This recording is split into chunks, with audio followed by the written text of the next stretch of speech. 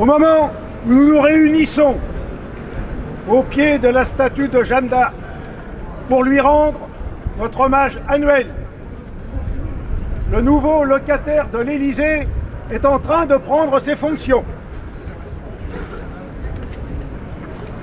Durant la campagne électorale, il a beaucoup parlé de patriotisme.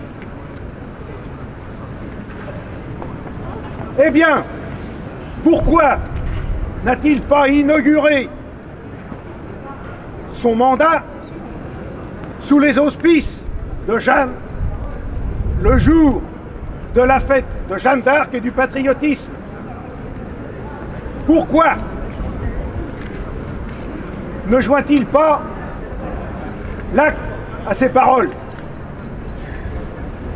Tout simplement parce que lorsque nous parlons de patriotisme, lorsque ces gens-là parlent de patriotisme, eh bien nous ne parlons pas du même patriotisme.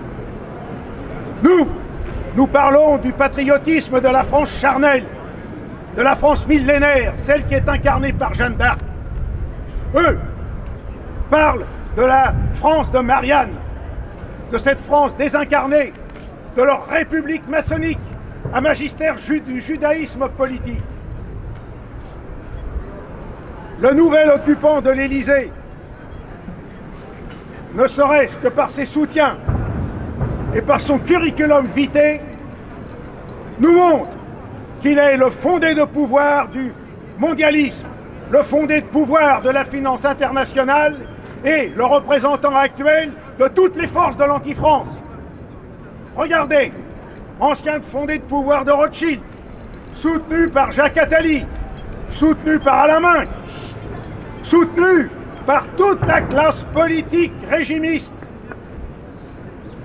aussi bien dans laquelle vous retrouvez aussi bien les gens de l'UMP, RPR, républicains, tout ce que vous voulez, puisque ces gens-là changent de nom, comme des caméléons,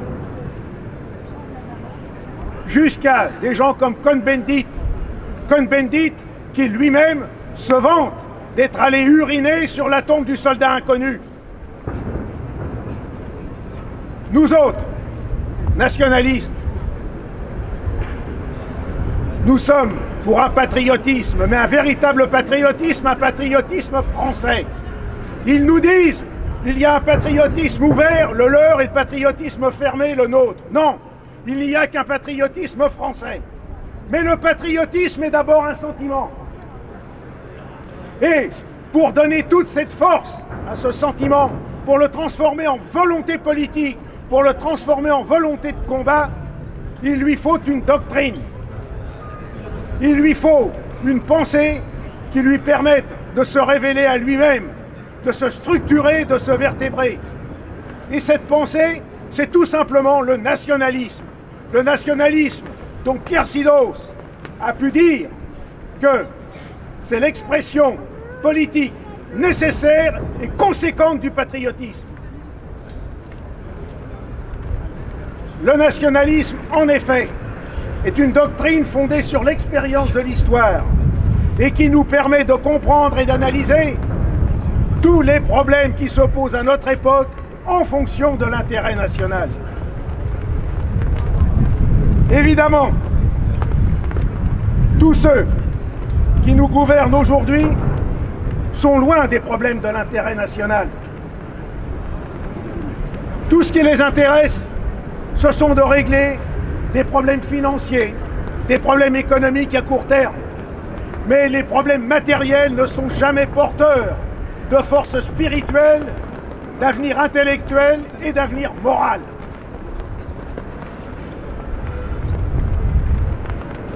D'ailleurs, pour pouvoir mener une véritable action politique, il faut savoir qui nous sommes et d'où nous venons.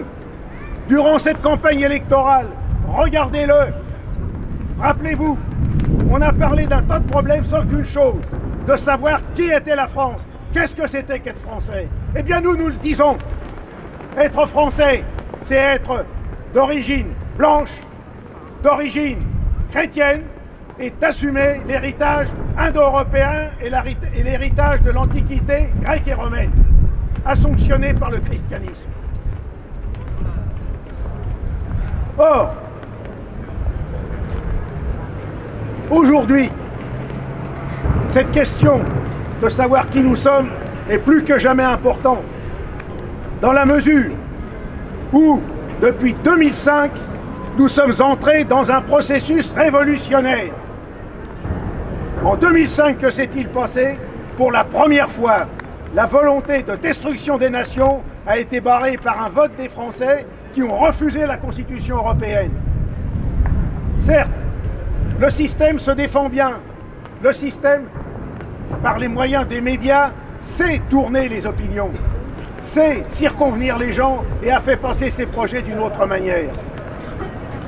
Mais regardez bien, le système s'effrite progressivement. L'année dernière, en 2016, il y a eu le Brexit, qui a été comme un coup de tonnerre dans leur Union européenne, leur union de la finance, leur union de la destruction de notre civilisation. Il y a eu même aux États-Unis l'élection d'un personnage comme Trump qui était considéré, qui a été présenté comme étant contre l'État profond qui tient les États-Unis, c'est-à-dire celui de la finance et du judaïsme politique, celui de Wall Street et celui de la synagogue, même si lui-même n'en est pas exempt. Eh bien, il faut bien se rendre compte, les moments de sidération politique électorale que nous avons connus ces derniers temps ne sont que des moments fugaces, ne sont que des moments accessoires par rapport à l'immense dynamique qui est en train de se créer à travers toute l'Europe, à travers tout le monde européen, à travers tout le monde chrétien.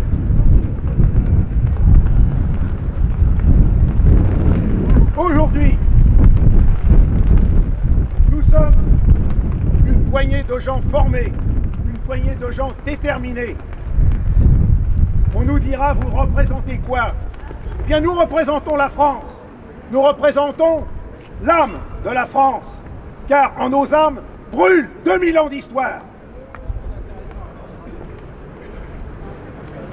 Aujourd'hui, nous ne pouvons rien attendre des élections. Les élections sont conservatrices par nature. Les peuples n'ont jamais rien changé, n'ont jamais changé un système, un régime politique par les élections. Mais les changements se produisent toujours par des ruptures brusques.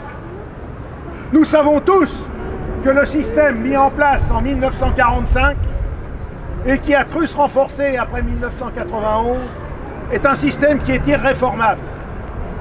C'est en plus un système qui ne peut pas durer parce qu'il est fondé sur de faux principes philosophiques. Il est fondé sur le mensonge, il est fondé sur la prévarication, il est fondé sur le jeu et la spéculation comme nous le voyons avec l'économie financière internationale. Un système fondé hors sol, un système fondé contre l'ordre naturel, contre les lois de l'ordre universel est un système qui ne peut pas durer. Et que remarquons-nous? Eh bien que le système craque de toutes parts. Et la répression dont nous sommes victimes ne doit pas être pour nous un signe de difficulté, mais au contraire, un moyen de comprendre plus que jamais que si on est attaqué, si nous sommes attaqués, c'est parce que le système a peur de nous. C'est tout simplement parce qu'eux-mêmes ont peur de disparaître dans des événements qui se produiront inéluctablement. Les peuples d'Europe sont tous concernés par les mêmes problèmes. Aujourd'hui, nous devons retenir une leçon de la geste de Jeanne d'Arc. C'est qu'elle avait dit « boutons l'étranger hors de France ». Eh bien, effectivement, plus que jamais, nous devons bouter l'étranger hors de France.